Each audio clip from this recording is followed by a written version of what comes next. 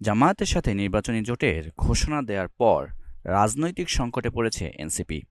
ত্রয়োদশ সংসদ নির্বাচনে অংশ নেওয়ার ক্ষেত্রে জামায়াতের সঙ্গে আসন সমঝোতা প্রায় চূড়ান্ত করেছে নতুন এ দলটি। এ নিয়ে আপত্তি তুলে এরই মধ্যে পদত্যাগ করেছেন তাসনিম জারা, তাজনুবা জাবিন ও মীর আরশাদুল হক। এনসিপি ১২৫ আসনের যে প্রার্থী তালিকা ঘোষণা করেছে তার মধ্যে ছিল এ তিনজনেরই নাম। এছাড়া এনসিপির ৩০ জন নেতা দলীয় আহ্বায়ক নাহিদ ইসলামকে জোটে যাওয়ার বিষয়ে নীতিগত আপত্তি জানিয়ে স্মারকলিপি দিয়েছেন।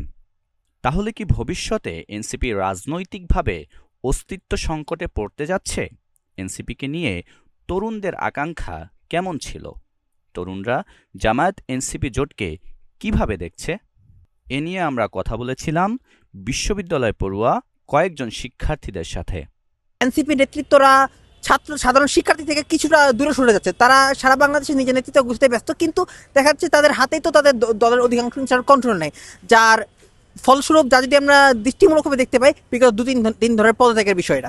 এনসিপি জামাতের যে এরকম জোট হওয়া, সেটা নিয়ে হচ্ছে আমার একটুখানি কি বলবো, ডিসঅ্যাপয়েন্টমেন্ট আছে। বিভিন্ন শুধু সিটকে বরাদ্দ কেন্দ্র করে তারা যে কাজটি করে যাচ্ছে, এটা অবশ্যই সংকটাপূর্ণ একটা এই মুহূর্তে তারা চলে যাচ্ছে। অ্যাটলিস্ট তারা ৩০০ আসনে যদি করতো, তাদের আসলে যে দল গঠন যেটা আসলে প্রক্রিয়া ছিল, তারা আসলে ৩০০ আসনে যদি ইলেকশন করতো, তাহলে কিছুটা পর্যায়ে মাঠ পর্যায়ে যদি কাজ হতো, তাহলে তাদের মাঠ পর্যায়ে সংগঠিত হতো। এবং জামাতের সাথে যার মাধ্যমে আসলে সে আসলে সম্পূর্ণ ব্যর্থ হয়ে গেছে, তারা আসলে গণ অধিকার পরিষদের মধ্যে একটা দলে পরিণত হচ্ছে। তারা ভবিষ্যতে দেখা যাবে যে হয়তো বা কোনো একদিন দলটা ভেঙে যাবে এবং ভেঙে গিয়ে তারা যে যার মতো কোনো একটা দলে জয়েন করে ফেলবে। কেউ জামাতে জয়েন করবে এবং কেউ বিএনপিতে জয়েন করবে। এটাই আমার মনে হয় ভবিষ্যৎ। এছাড়াও এ বিষয়ে বৈষম্য বিরোধী ছাত্র আন্দোলনের কেন্দ্রীয় কমিটির সাংগঠনিক সম্পাদকের সাথেও আমরা কথা বলেছিলাম।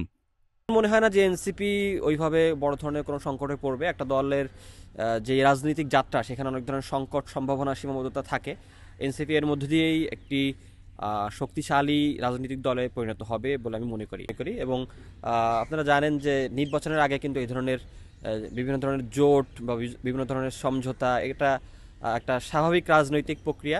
সেই প্রক্রিয়ার মধ্যে দিয়েই এনসিপি যাচ্ছে এবং তারা সেভাবেই আগাচ্ছে বলে আমরা এটা এভাবেই দেখি আর কি। এটা সম্পূর্ণ এনসিপির নিজস্ব একটা ব্যাপার। ২৮ ডিসেম্বর এনসিপি প্রতিষ্ঠার ৯ মাস পূর্ণ হল। গত ২৮ ফেব্রুয়ারি প্রতিষ্ঠা লাভ করে জাতীয় নাগরিক পার্টি এনসিপি। নির্বাচনের বাকি আর মাত্র ১.৫ মাস। এই সময়ে এমন রাজনৈতিক সংকট কিভাবে মোকাবেলা করবে, সেটি এনসিপির জন্য এখন একটি অ্যাসিড টেস্ট।